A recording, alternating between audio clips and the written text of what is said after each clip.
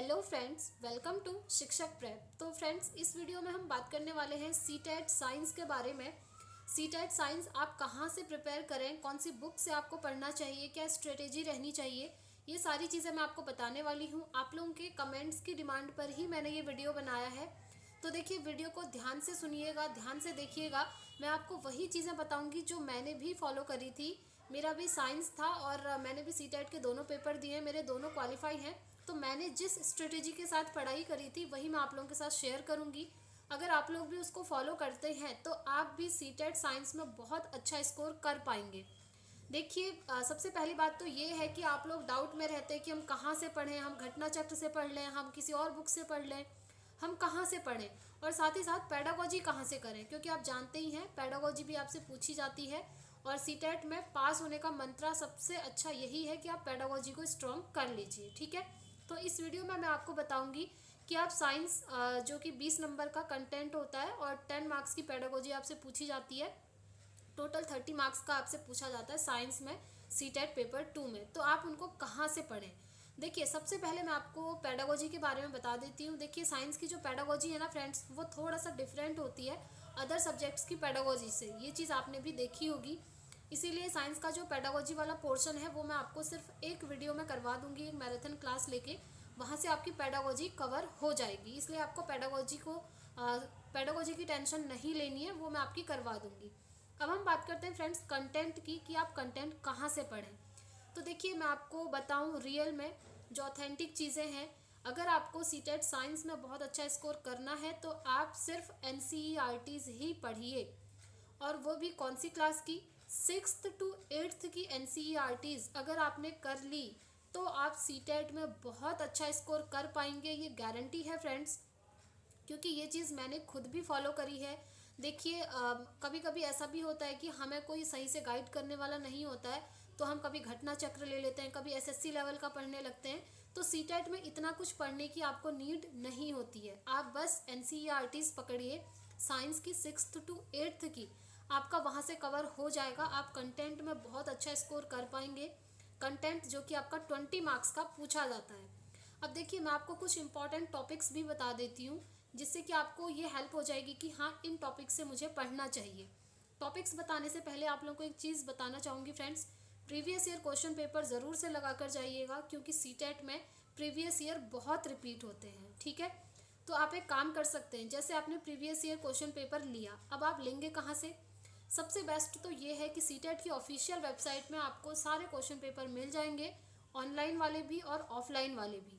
वहाँ से आप उन्हें डाउनलोड कर लीजिए और उसके बाद उनको लगाइए। ठीक है, या फिर आप टेक्स्ट बुक ज्वाइन किया है अगर आपने, तो आप टेक्स्ट बुक से लगा सकते हैं, या फिर किसी भी राइटर की आप जो है अपने नज़दीकी जो शॉप होगी, बुक शॉप, वहाँ से जो है बुक ले सकते हैं। किसी की भी बुक लीजिए प्रीवियस ईयर क्वेश्चन पेपर वाली और उसको लगाइए। ठीक है, अब देखिए, उसमें क्या है कि प्रीवियस ईयर क्वेश्चन पेपर में जैसे आप देखेंगे, आपने खाली लगाना नहीं है, आपने ये देखना है कि किस टॉपिक से मोस्टली क्वेश्चन पूछे गए हैं, उन टॉपिक्स को आपने नोट करना है। ये चीज़ मैंने भी करी थी। ठीक है, जैसे 4-5 साल के हमने प्रीवियस ईयर क्वेश्चन पेपर देखे और वहाँ से हमको एक आइडिया मिल जाता है कि अच्छा, इन टॉपिक्स से रिपीटेडली पूछे जा रहे हैं, तो ये टॉपिक जो है इंपॉर्टेंट है, पहले मुझे ये टॉपिक कवर करने हैं। क्योंकि देखिए, NCERT में तो बहुत सारा कंटेंट आपको मिलेगा। 6 to 8th की अगर आप पढ़ने लगें तो सारा पढ़ के भी फ़ायदा नहीं है, क्योंकि कुछ टॉपिक्स ऐसे होते हैं जो बहुत ज़्यादा इंपॉर्टेंट हैं, और कुछ टॉपिक ऐसे हैं, कुछ चैप्टर्स ऐसे हैं 6 to 8 की NCERT में जिनसे ना के बराबर क्वेश्चन पूछे गए हैं। इसलिए आप जब प्रीवियस ईयर क्वेश्चन पेपर लगाएंगे तब वहाँ से आपको आइडिया मिलेगा कि कौन कौन से चैप्टर्स आपको करने हैं, किन किन टॉपिक्स से जो है क्वेश्चन बनते हैं। अब देखिए, जैसे मैं आपको कुछ टॉपिक्स बता देती हूँ जो कि इम्पॉर्टेंट है, जो आपने करके ही जाने हैं, क्योंकि वहाँ से हमेशा गारंटी है कि आपसे क्वेश्चन पूछे ही जाते हैं। देखिए, सबसे पहले एसिड बेस, केमिस्ट्री में आप देख लीजिएगा, एसिड से क्वेश्चन बनते हैं, बेस चैप्टर से क्वेश्चन बनते हैं काफ़ी, फूड से क्वेश्चन बन जाता है अगर बायो की बात करें, सेल चैप्टर से आपके क्वेश्चन बनते हैं, आपका जो डाइजेस्टिव सिस्टम है, डाइजेस्टिव सिस्टम में आपके क्वेश्चन बन जाते हैं कि जो फूड का डाइजेशन है वो कहाँ से स्टार्ट होता है और कहाँ पर एंड होता है।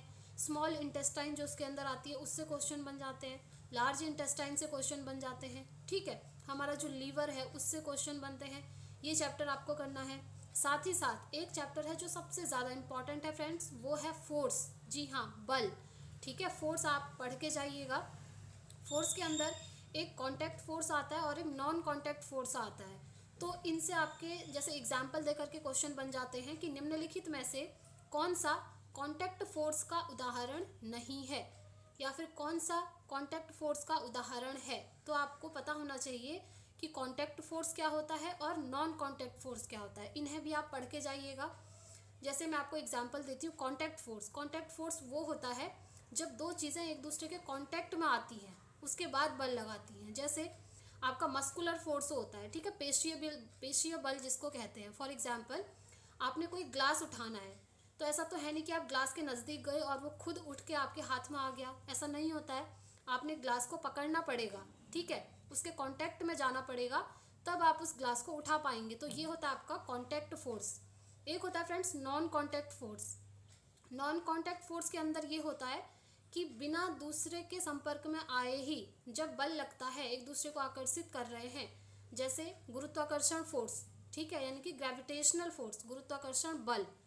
और ऐसे ही चुंबकीय बल होता है, वो भी आपका नॉन कांटेक्ट फोर्स होता है।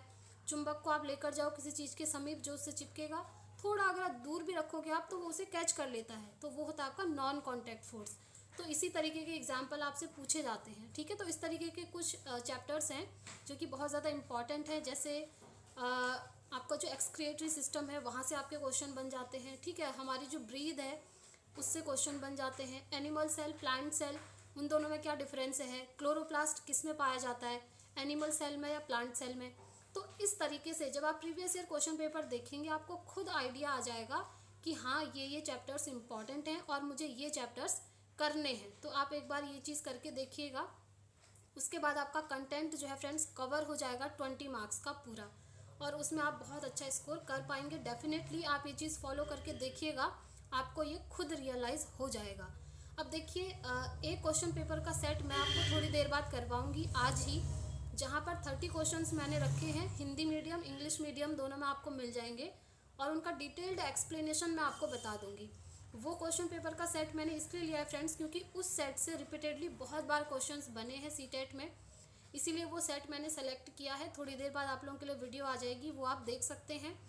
और हाँ, प्लीज़ आप लोग सिर्फ NCERTs पर फोकस कीजिएगा, 6th to 8th की, और किसी भी बुक को पढ़ने की नीड आपको नहीं है सीटेट के लिए। और एक चीज़ है फ्रेंड्स, सीटेट में ना कभी कभी EVS के क्वेश्चन भी पूछ लिए जाते हैं, ठीक है। तो आप सीटेट पेपर 1 की प्रिपरेशन तो कर ही रहे होंगे, तो थोड़ा EVS का भी आप लोग देख लीजिएगा। फॉरेस्ट वगैरह से रिलेटेड कुछ क्वेश्चन आते हैं, ज़्यादा नहीं आते हैं, ठीक है।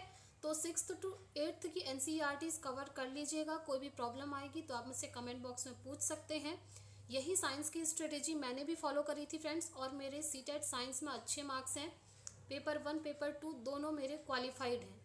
यही रीज़न था, क्योंकि मैंने इधर उधर की बातें नहीं सुनी। आपको बहुत सारे लोग मिल जाएंगे, कोई बोलेगा इसके नोट से पढ़ लो, कोई बोलेगा वो वाले सर के नोट से पढ़ लो, कोई बोलेगा आपको पेड कोर्स ले लो।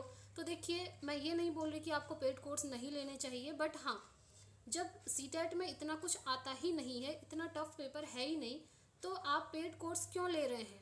मुझे मनी वेस्ट करना लगता है सीटेट में पेड कोर्स खरीदना, ठीक है। इसीलिए मैं आप लोगों को सजेस्ट कर रही हूँ, आप अगर उन पेड कोर्स के नोट्स भी देखोगे ना फ्रेंड्स, तो उसमें सारे आपको NCERT का ही कंटेंट मिलेगा, और उसमें कुछ नहीं होता है एक्स्ट्रा। और हाँ, साइंस में एक क्वेश्चन या फिर 2 क्वेश्चन मुश्किल से न्यूमेरिकल आपसे पूछे जाते हैं, और वो न्यूमेरिकल भी बहुत ईजी होते हैं।